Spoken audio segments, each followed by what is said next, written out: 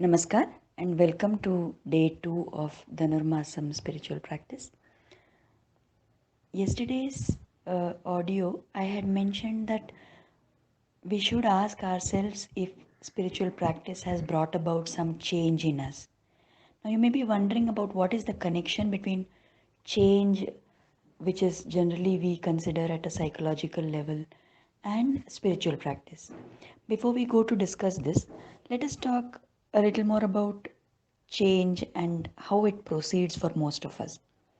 Now, often we have things that we want to change in ourselves, and some of us may have succeeded in executing that change, but the rest of us would have given up and we may not have succeeded. Now, why does this happen? One thing we need to realize is that change is always difficult. Any kind of a transformation will take time.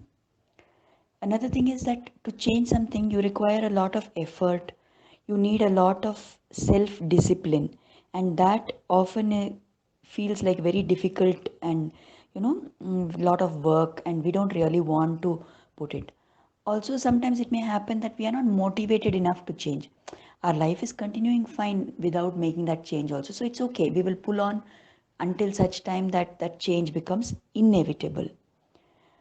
Now, when we do this process of wanting to change something in ourselves, then often we make the mistake that we think that this kind of a change is a one time event, that today I will stop doing this and suddenly it will stop, or I will start doing this and suddenly it will start. But the error in thinking like that is that change is not a one time event, it is actually a process, and you will have many occasions where you will go back and forth between your new behavior and the old behavior. You need to understand and accept that it will take time, and when you accept that, you will keep making your efforts sustainedly over a long period of time.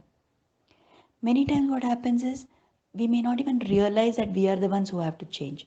We are so involved in blaming the environment, blaming people around us, and blaming things beyond our control, that we forget that yes, there may be something that I can also change in myself, right?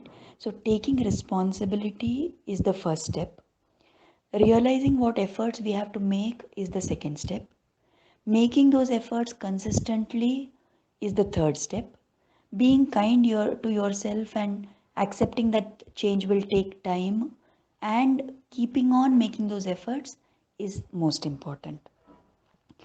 Now, sometimes what happens is whatever change we try to make, we may not be using the right tools to bring about that change.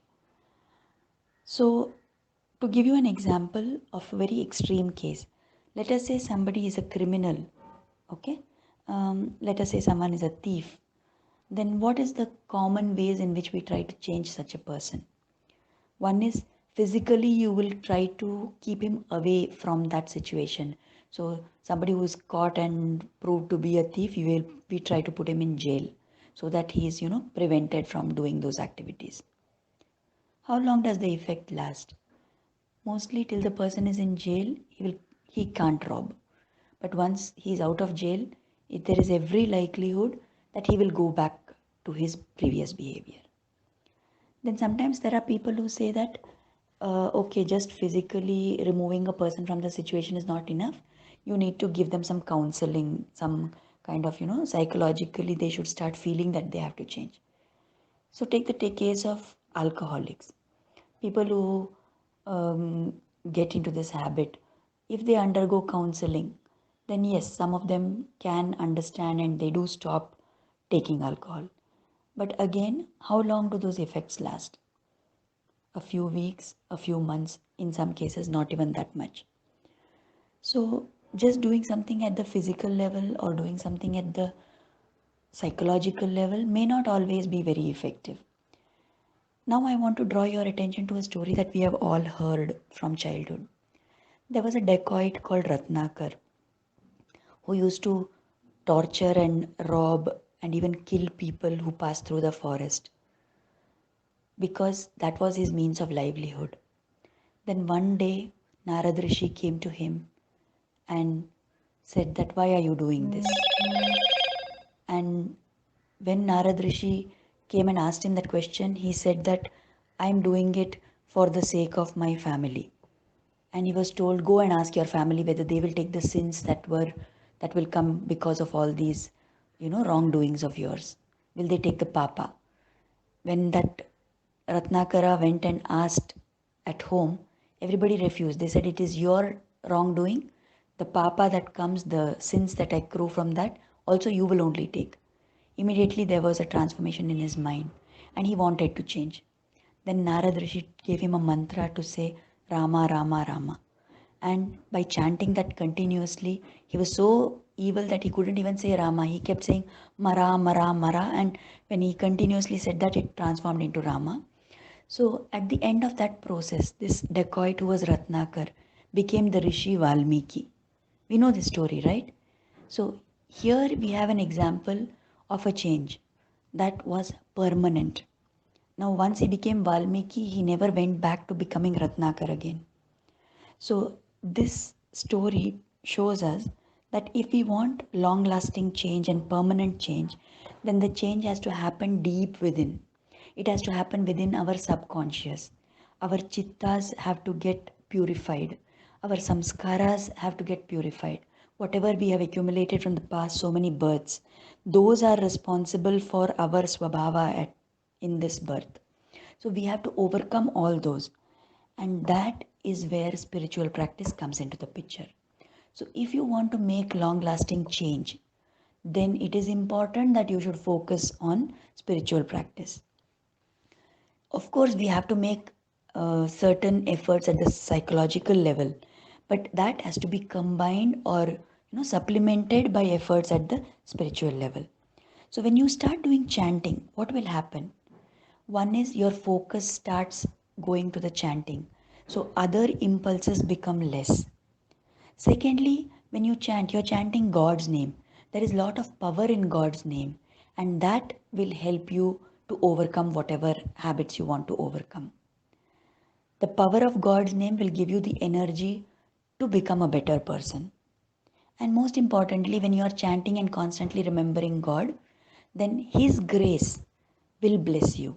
And His grace will make sure that your efforts yield fruit at some point of time. So, after this, understanding this concept, what we can do today, what is our activity for today?